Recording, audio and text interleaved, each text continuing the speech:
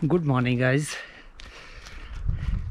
आज मेरी पीठ पे किल्टा है। किल्टा इसको बोलते हैं, किल्टा टोकरा होता है और उसमें कुछ सामान है। दरअसल आज हम एक बड़ा ख़तरनाक काम करने जा रहे हैं। एक्चुअली मेरा सेब का बगीचा है। हम अपने सेब के बगीचे में आज स्प्रे करने जा रहे हैं और ये जो स्प्रे होगी ये बहुत ही डेंजरस स्प्रे है। इतनी ख़तरनाक है कि इससे आपकी जो स्किन है वो तक जल सकती है। तो चलिए आज आपको एक नई चीज़ दिखाता हूँ।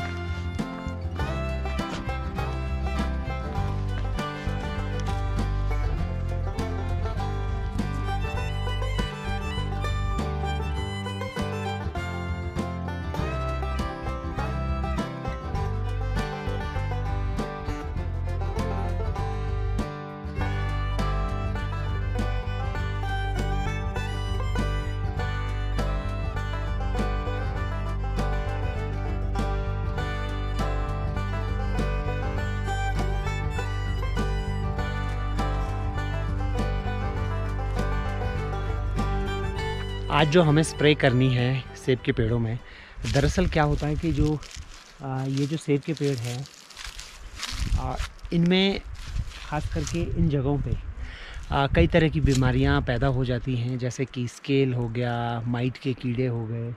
तो अगर हम उनको नहीं मारेंगे तो ये जो पूरा टहनी है या पूरा सेब है ये ख़राब हो सकता है। तो उसके लिए हमें क्या करना होता है, किसी काफ़ी जहरीले केमिकल का इस्तेमाल करना होता है ताकि इस पेड़ की रक्षा की जा सके। अब वो जहरीला केमिकल जो है वो है बहुत ही ख़तरनाक, जिसका नाम है कास्टिक सोडा। इसका केमिकल नेम है सोडियम हाइड्रोक्साइड। ये एक्चुअल में पानी में घुलनशील होता है। तो इसको हम 2 किलो इतने बड़े ड्रम में डालते हैं और इसका घोल तैयार किया जाता है। जो लोग रसायन विज्ञान पढ़ते हैं उनको मालूम है कि कास्टिक सोडा काफ़ी ख़तरनाक होता है। इसको हम इसलिए अपने पेड़ों में करते हैं क्योंकि यहाँ पे हमारे पेड़ों में तरह तरह की बीमारियाँ लगती है, जैसे कि इसमें कई बार स्कैब हो जाता है, स्केल हो जाता है, यूली एफिड है, या और भी बहुत सारे इंसेक्ट्स हो गए, फंगस हो गया, वो इनकी टहनियों पे जमना शुरू हो जाता है। तो फिर हमें क्या करना होता है कि उसको साफ़ करने के लिए हमें कास्टिक सोडा जो है इसमें स्प्रे करना होता है। इसका सिर्फ पेड़ से संबंध है, इसका आगे फ्रूट प्रोडक्शन पे कोई इफ़ेक्ट नहीं आता है। ये सिर्फ क्या करता है, इसकी जो स्किन है बाहर की, इसको साफ़ करता है, फंगस फ्री करता है और जो इंसेक्ट्स वगैरह हैं वो मर जाते हैं। अगर हम इनको नहीं मारेंगे तो ये पहले धीरे धीरे शुरू में ये टहनी ख़राब हो जाएगी और धीरे धीरे ये पूरे पेड़ को भी ख़राब कर सकता है। तो ये जो स्प्रे है ये बहुत डेंजरस है, इस बड़ा ध्यान रखना पड़ता है इसको करते हुए। और ये स्प्रे सिर्फ हम 3 से 4 साल में सिर्फ एक बार इसको करना होता है। अब हम नेक्स्ट टाइम जो करेंगे, जैसे अभी 2021 जनवरी है, तो अब मैं इसको करूँगा जनवरी 2025 में। तो आप तक जो सेब पहुंचता है वो किस तरह से पहुंचता है वो थोड़ा सा आज आप देख रहे हैं। इसमें ये काफ़ी डेंजरस काम भी है और इसके बाद भी हम इसमें जो है फर्टिलाइज़र का यूज़ करते हैं। और ये आप देखेंगे पूरे बगीचे में जैसे ये गोबर डाला हुआ है, ये गोबर रखा हुआ है, ये हर सेब के पेड़ के पास में। ये एक्चुअल में हमारे जो मवेशी है, गाय वगैरह, उनका गोबर होता है। और ये एक आप कह सकते हैं एक बहुत ही अच्छा ऑर्गेनिक फर्टिलाइज़र आप कह सकते हैं, जो कि आम जो खादें मार्केट में बिकती हैं, केमिकल जो खादें हैं, उनसे काफ़ी अच्छा रहता है और पेड़ की सेहत के लिए भी बहुत अच्छा रहता है। और इससे हमारा जो फ्रूट प्रोडक्शन है वो भी बहुत अच्छा रहता है। और हम कोशिश करते हैं कि फाइनली जो फ्रूट आप तक पहुँचे उसमें केमिकल ना हो। ये आप देखेंगे, ये जो पेड़ की स्किन है ये पूरी ख़राब हो चुकी है। इसमें जो आपको दिख रहे हैं दाने दाने से, अगर हम इनको नहीं हटाएंगे, इस पर स्प्रे नहीं करेंगे तो ये पेड़ के लिए बहुत घातक हो सकता है और ये पेड़ बेचारा सूख भी सकता है।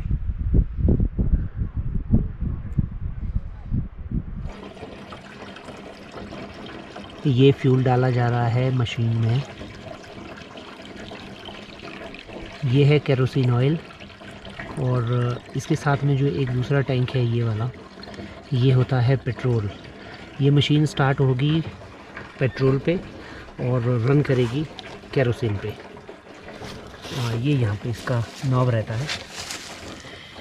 ये स्टार्ट करने के लिए नॉब को इस साइड घुमाना है, पेट्रोल चलेगा।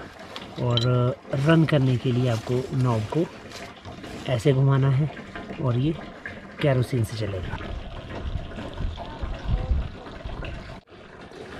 ये मशीन में फ्यूल जा चुका है दोनों तरह के।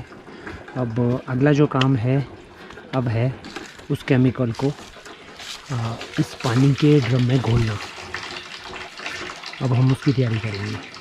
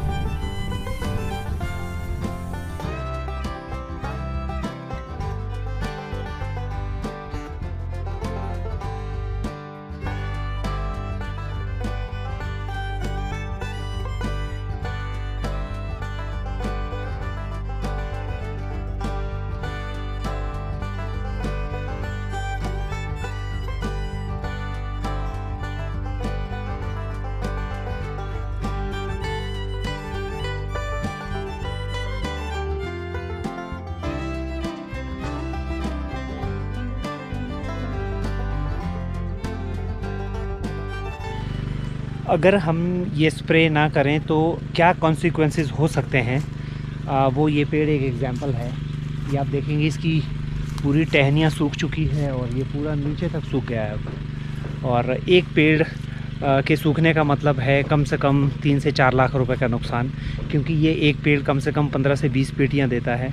अगर मैं मान के चलूँ 1500 रुपये की पेटी भी, तब भी आप मान के चलिए कि 30,000 रुपये हर साल ये पेड़ देता है। इनकी जो उम्र रहती है वो 35 से 40 साल रहती है।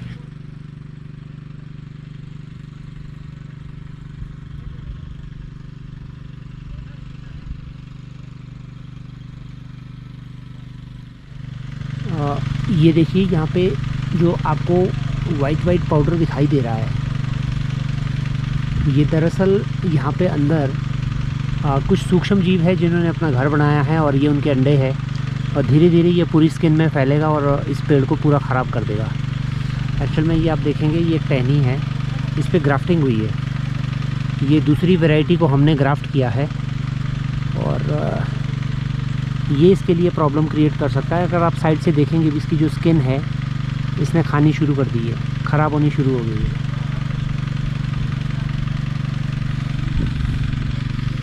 ये आप देखिए ये वाइट अगर इसको नहीं मारेंगे तो ये पूरे पेड़ को ख़राब कर देगा। ये है अब दूसरा ड्रम।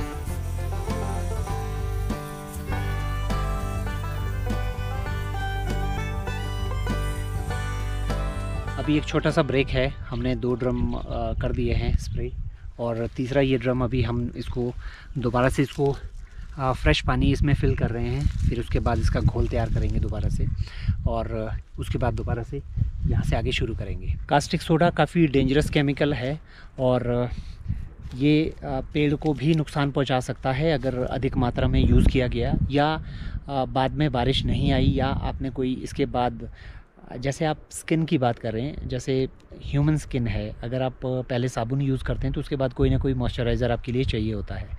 तो ठीक ऐसे ही पेड़ों के लिए भी हमें ऐसा कुछ करना होता है कि इनको मॉइस्चराइज़ किया जा सके, जिसके लिए हम इस्तेमाल करते हैं डीज़ल का। ये एक्चुअल में जो डीज़ल होता है ये ट्री स्प्रे ऑयल इसको कहते हैं। जो अभी डोरमेंट स्टेज है उस पे हम लोग करते हैं, 2 बार इसको किया जाता है और 1 बार समर में भी इसको किया जाता है। और ये हमारे पेड़ों को जितने भी हार्मफुल जो फंगस वगैरह है या जो इसकी खुश्की जिसको आप कहते हैं उससे इसको सेव रखता है। तो इसके बाद हम जो स्प्रे करेंगे वो लगभग 10 दिन बाद करेंगे डीज़ल की। और ये दोबारा से एक घोल बन रहा है।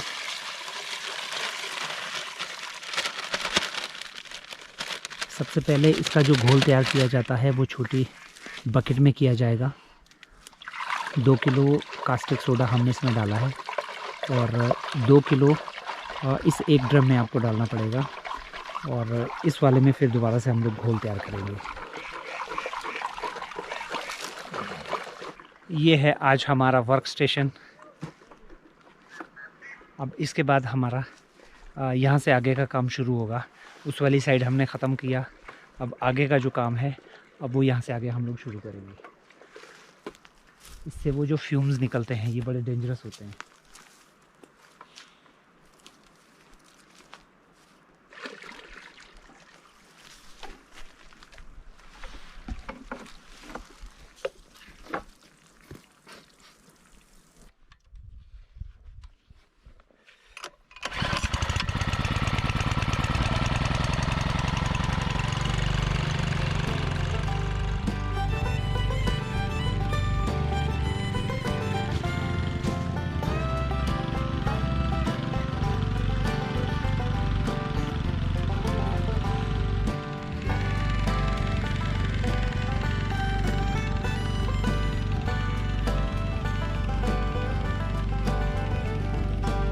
हमारे लिए जो ये एक पेड़ है ये बहुत मायने रखता है।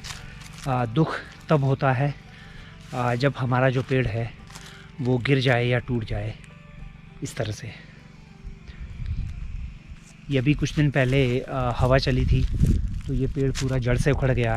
हालांकि इसकी जो जड़ें हैं ये काफ़ी सड़ चुकी थी पहले, तो ये जो पेड़ है पूरी तरह से टूट के गिर गया। अब इतना बड़ा पेड़ खड़ा करने के लिए कम से कम 25 साल लगेंगे। हालांकि अब हमने इसके साथ में ये गड्ढे किए हुए हैं, एक यहाँ पे है, ये हम इसको पूरे एरिया को कवर करेंगे दूसरी वैरायटीज़ से। सेब जो है एक तरह का नहीं होता है, कई तरह की वैरायटीज़ हैं। आजकल जो नई वैरायटीज़ हैं हम उन पे ज़्यादा फोकस कर रहे हैं, वो जल्दी तैयार हो जाती हैं और काफ़ी छोटे पेड़ रहते हैं उसके। ये जो पेड़ है इतना बड़ा पेड़ तैयार करने में कम से कम 25 साल लग जाएंगे, जो कि शायद आज की डेट में हमारे लिए संभव नहीं है कि हम उतना इंतज़ार करें। वैसे ये जो वैरायटी है ये है रॉयल डिलीशियस। जो ज़्यादातर लोग आप सेब खाते हैं वो रॉयल डिलीशियस ही होता है।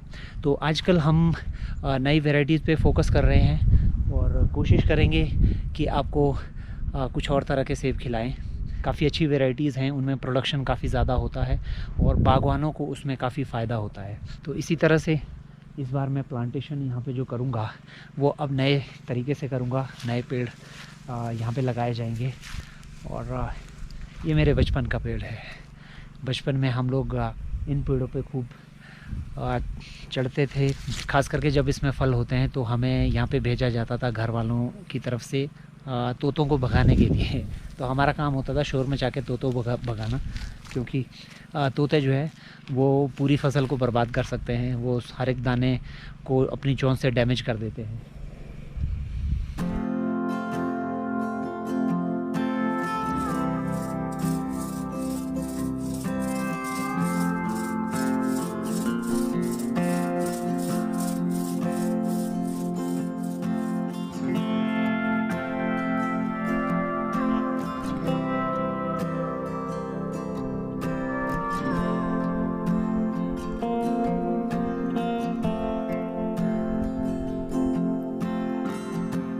अभी कुछ दिन पहले तक यहाँ पे एक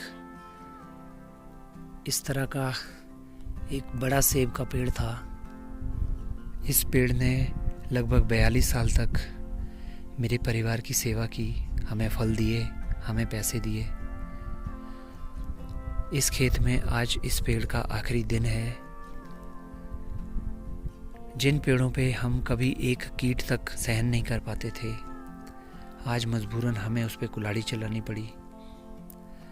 अब इन लकड़ियों को हम लेके जाएंगे अपने घर और ईंधन के रूप में इनका इस्तेमाल करेंगे। और इस जगह पे फिर एक नया पेड़ लगाया जाएगा जो आगे हमारे बच्चों के काम आएगा, हमारे बच्चों को फल देगा, हमारे बच्चों को इनकम देगा। हम लोग थोड़ा इमोशनली अटैच हो जाते हैं अपने इन पेड़ों से। ये हमारे फैमिली मेम्बर्स की तरह हैं। हम रोज़ यहाँ पे बगीचों में आते हैं और इनके साथ समय बिताते हैं। समय समय पर हमें चेक करना होता है कि इनमें कोई कीट या किसी तरह की कोई बीमारी तो नहीं लग गई। और फ़िलहाल इस पेड़ को भी आखिरी बाय बाय।